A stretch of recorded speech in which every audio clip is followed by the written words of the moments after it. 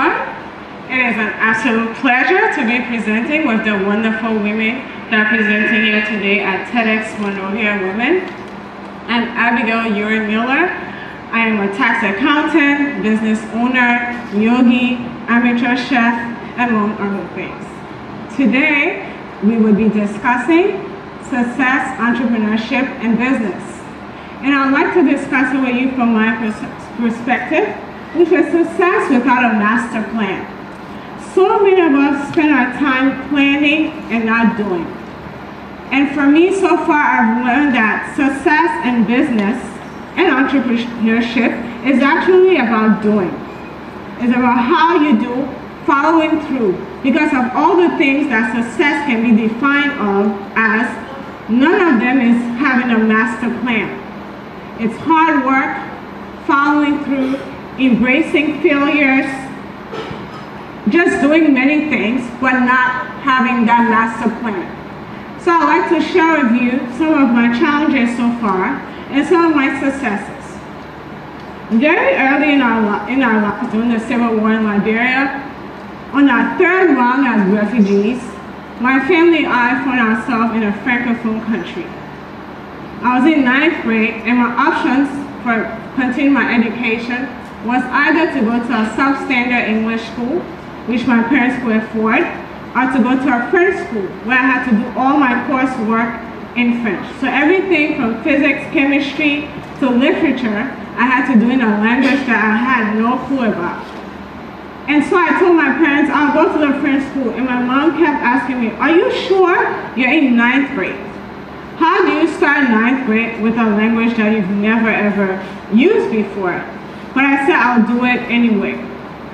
This actually was the beginning of taking opportunities as they came unexpectedly and actually gaining from them.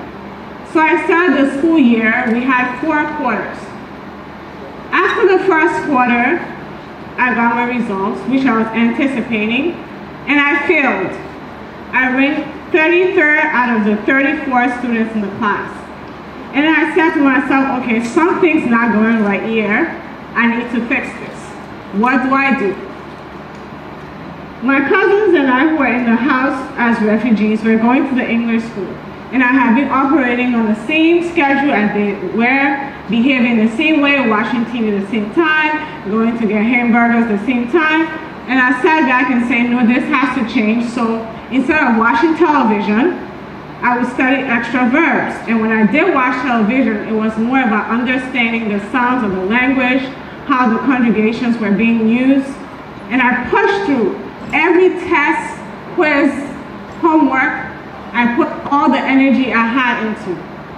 At the end of the 4th quarter, I ranked 3rd out of 34 students. So I realized that I had something there, that I achieved something by working hard, embracing the fact that I had failed, being okay with it, and pressing through. I thought that was it. I could work hard, and that was all I needed.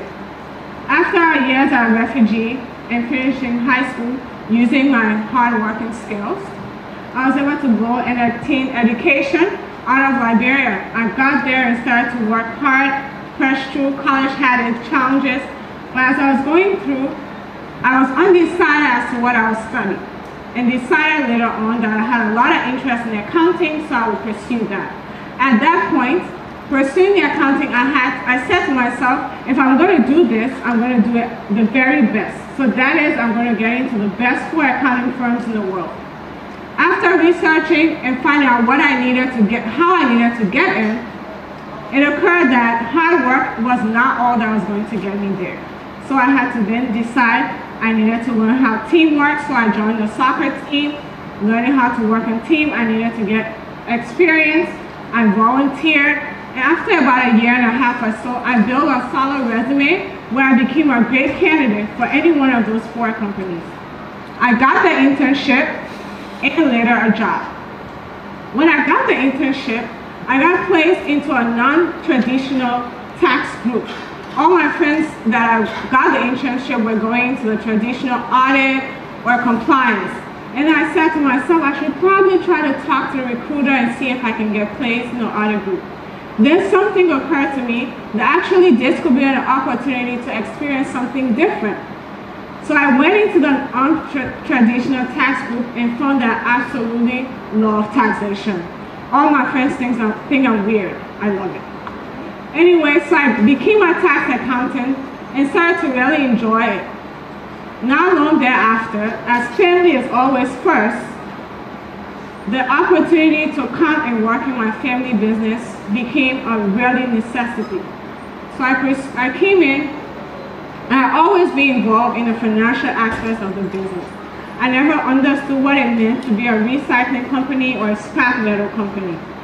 But given that opportunity, the thought to continuously learn became a recurring part of my life. So I came in, started to learn how to scrap metal. Got my boots, went out, my Crocs in the rain, 80, 90 degrees, learning how to dismantle engines, building, whatever needed to be done, cut steel, whatever it was, I was there. And as we are going through EdGail, the recycling company had always functioned in a conflict environment. So we had to transition into a post-conflict developing nation environment. And as I was guiding that process, I said, what is the natural progression here? We use oxygen every day to cut steel. How about we construct an oxygen plant? We went ahead with the construction of the oxygen plant. But then I hadn't researched what I required for an oxygen plant, how much energy I needed, what kind of skill set was needed. We built a plant, and of course, it was not successful and failed. A couple of years later, going back to needing to diversify and structure the business differently, through the process of recycling, there was one thing that always struck me. It was the fact that when we dismantled engines, we were always wasting the oil out of the engines into the soil. And I kept saying to myself, there's something that can be done with this. So through that process and learning and researching, I said to my boyfriend, my husband now, how about we take an adventure and go and figure out something? I'll find a couple of companies somewhere in Asia. They're making machineries that are not as expensive, and we'll see if we can find. So we took the trip, we went to places where they had never seen any Africans. We went to places where it was like 8-hour drive from the nearest airport.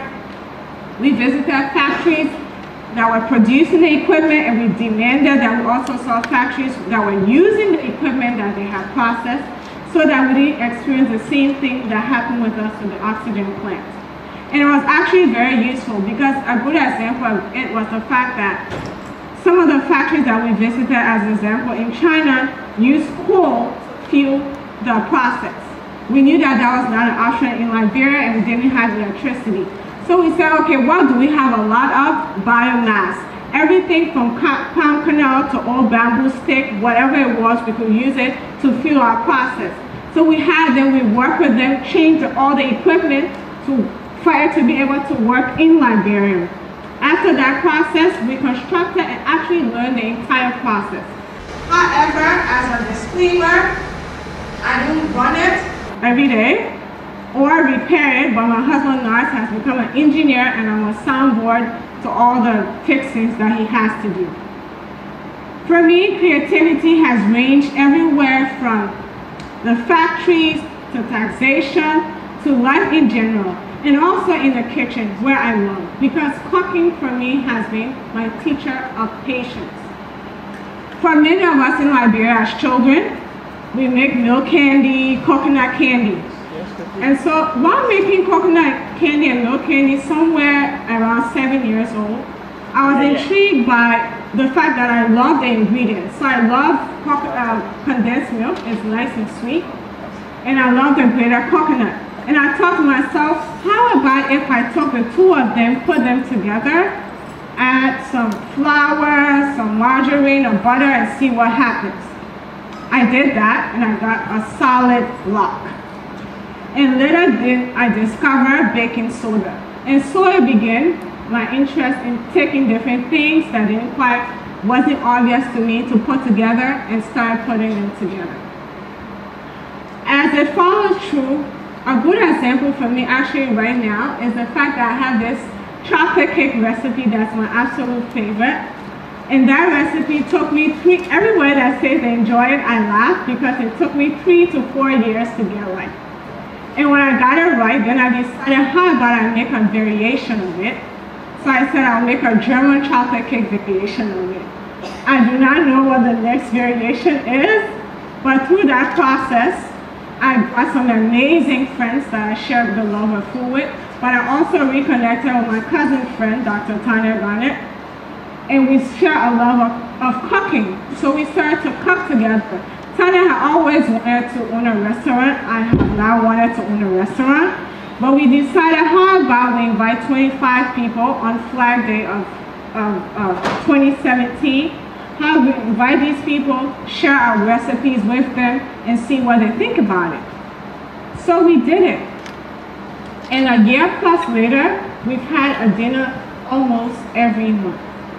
We've approached this with so much passion, trying every recipe, loving every process of it. And for me, it just says that whatever you do, give it your all. Follow through. Even sometimes that it does not seem like it's something that you enjoy at the moment, whether it was taxation when I had to work 40, 60 hours a day, I pushed through it. Whether it's staying in the scrap yard and being dirty and sweaty, I pushed through it. Whether it's cooking in the kitchen for hours on end, find the joy in the moment. So I do not know where our dinners will lead to, but we've given it our all. We'll continue to give it our all. And for me, following through, continuous learning, and embracing failure are the keys to success. And I hope sharing this with you will help you. Thank you.